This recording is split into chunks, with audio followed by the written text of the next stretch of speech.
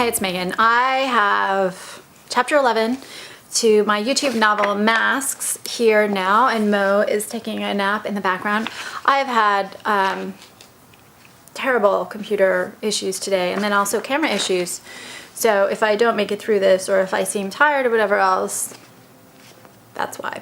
So we're at chapter 11, and I'm going to put the links to chapters 1 through 10 in the description of this video. But essentially, we've got my main character, Lisa, who, is that her name? Gosh, I can't remember anymore. Whose mom has had a stroke, and she's fighting to get funding for her makeup company. And then she's also fighting with her boyfriend, who is soon to be her ex-boyfriend, we think. And she just kind of went to Neiman Marcus to get a scent for her mother and kind of ran into an old nemesis from high school and before that. And so now she has arrived at the hospital where her mother is hopefully recovering. And that's the best synopsis I can do right now. I'm also having to kind of go back and edit later, just because as I write later chapters, I realize I need to fix things, and then I also realize that I need to revise things like 8 times before they're perfect. This one, I've had a hard time getting time to finish the chapter, so it's not going to be the smoothest chapter, but I just figure it's better to get it out there and move on to the next one. So chapter 11. The sun is bright in the sky, but my mood is ever so dark. And I'm going to interrupt myself and start over again, but I'm also going to put a link to the text on my blog in the description to this video. So, the sun is bright in the sky, but my mood is ever so dark. Did I win the battle of wills at Neiman's, or did I just betray my own demons? But now I can't just continue the me focus. I need to move back into reality. I've reached the hospital, a little frazzled sadly, and already lagging midday. Meanwhile, Iran is bombing ISIS, OPEC is refusing to cut production, and demonstrations asking for equity wage cost my own country. No, life just isn't about me. Yet I feel so challenged and demeaned, shaken and angry. I'm caught up in my own drama. But that's all my fault, really. Seriously, no, isn't it? Why do I let those who are just meaner than I am get to me? Somehow I end up doubting myself too often when confronted by those who seemingly have things more together than I do. Yet does anyone really have their shit together, or are they just better at creating masks and images and only playing on stages designed to highlight their strengths? Melissa always had the money and she's thin, but she has little else. When I was growing up, those strengths created a patina of invincibility and honesty. They help. And honestly, they help. But somehow in the long run, skills and hard work pay off as much as a trust fund. Or so I try to reassure myself as I lock my car and tote my Neiman's bag to the elevator. It's almost 80 degrees out and I feel sweat beginning to bead on my legs under the ripped jeans. Weather here is such a non-issue, but so many Angelinos can't help but obsess over yet another perfect day. Still, my mind is stirring its obsessive spirals in the land of sun-washed dreams. Aren't I still just a ghetto rat pretending it better as I read about my own success, but know how tenuous it all really is? Illusions are a foundation of reality, and am I now questioning what mine is built upon? My church is simply colored powder and tubes of colored wax, seemingly. Well, if I'm going to build something, I need to risk criticism and envy. Taking steps into the unknown and creating something from nothing always invites the naysayers and the critics. My stuff is lovely, but a new shade of pink and red lipstick has little long-term global impact. No, I'm being too negative. Women need to feel lovely, grounded, and noticed. After centuries of not having a voice, the world is now asking us all to speak up. New shades can make a woman smile and feel beautiful, so I'll settle for that. We add what little we can to the world, and makeup is the best I can do for now. I love it. As I wait for the elevator, which isn't coming fast enough for someone as impatient as I am, I mentally check off all else I need to finish today. Terrible when mom should be my only focus, but isn't it clear yet? I'm no saint. Oh, Brad, right? I need to solve that problem. The money, Frankie, fitting in a workout, how I yearn for yoga right now, the release of that escape, stretching and forgetting. But there will be no letting go today unless I refocus my priorities and try to stay mentally alive instead of just reacting. There's a loud family of father, mother, and 2 little jittery kids, each holding a solitary rose, and a stern-looking man in a suit who just stares at the floor.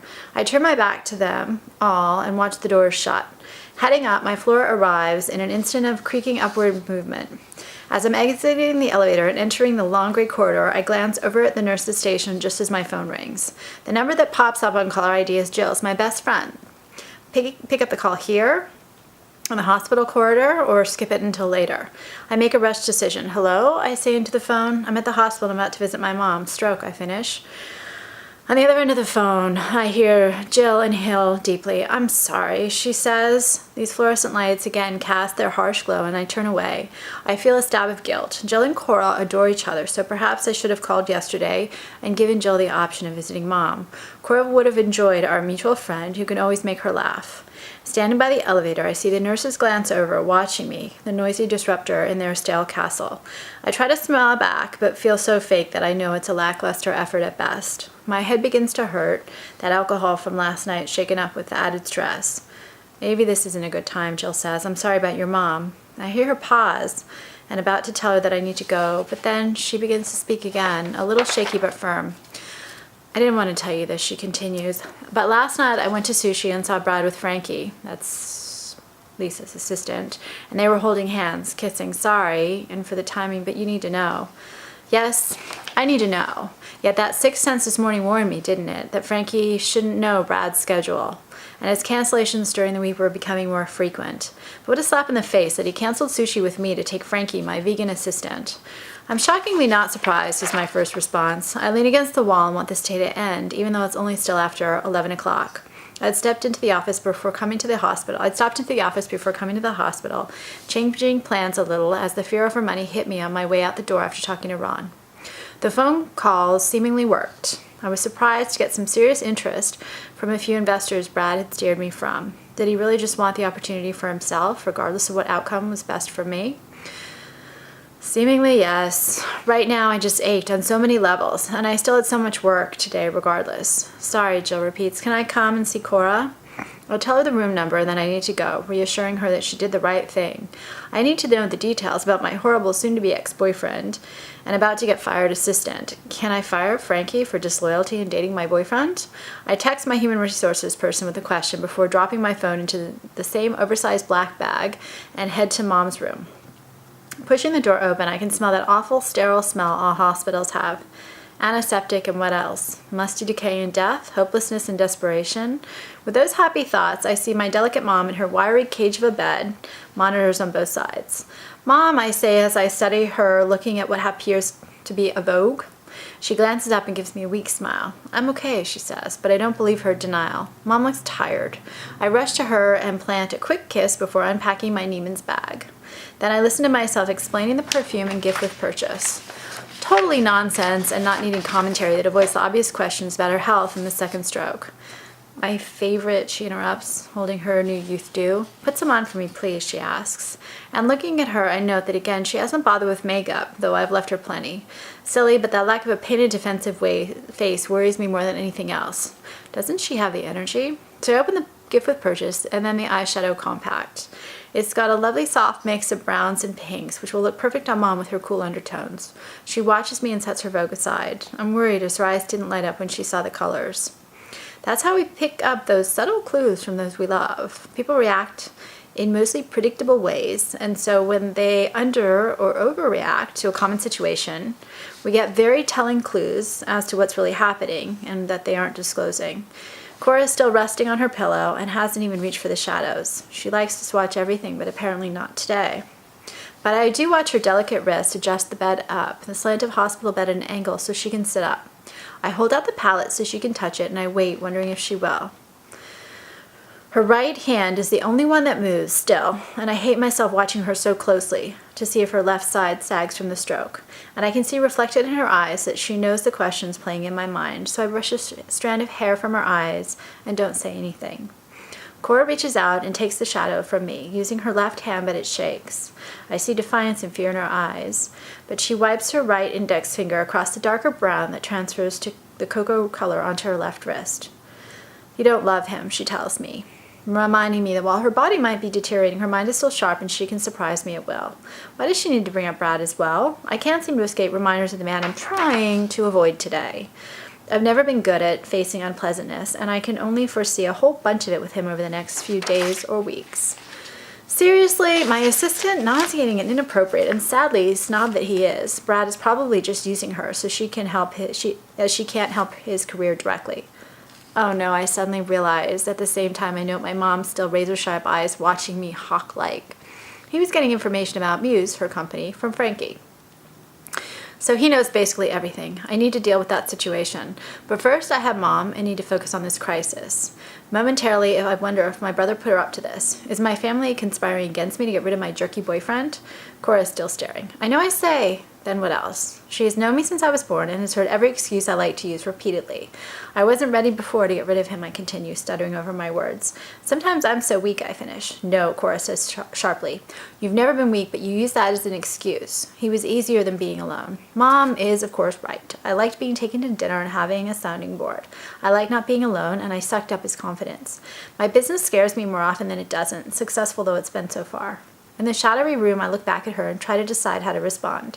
She's seen all my boyfriends, living locally and being a real busybody about my life. Like Ron, she's protective. We're a very close family. Mom's room is a private one, something I suspect Ron handled, and I'm able to glance out her small window at the large hospital buildings outside. Life goes on out in the real world as we hole up and hide our private worries. Safety in a small, dim, and cloistered room, or is this one more problem hiding from the light because we'd rather not face the downside of aging? I'm breaking up with him is how I respond. But he doesn't matter right now, Mom. You matter. Cora moves slowly, but she takes her fingertips to her lips, kissing them and lightly touching my cheek. Please do my makeup, she commands, and I slowly open up a travel set of brushes I brought. I'll put this seashell pink here, right under your brow, I say. She begins telling me the latest celebrity gossip she read in a People magazine. We chat casually, like we would any day, regardless of our locale of circumstance. The conversation feels so warm, and life feels so normal, like growing up with this woman and having her company whenever I want.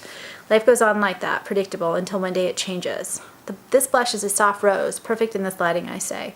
Dusting it on my mom's soft skin, I see the sparse wrinkles and every little broken blood vessel marring her still surprisingly fresh complexion. Her eyes have little rivers like creases, and I can see how often she laughed.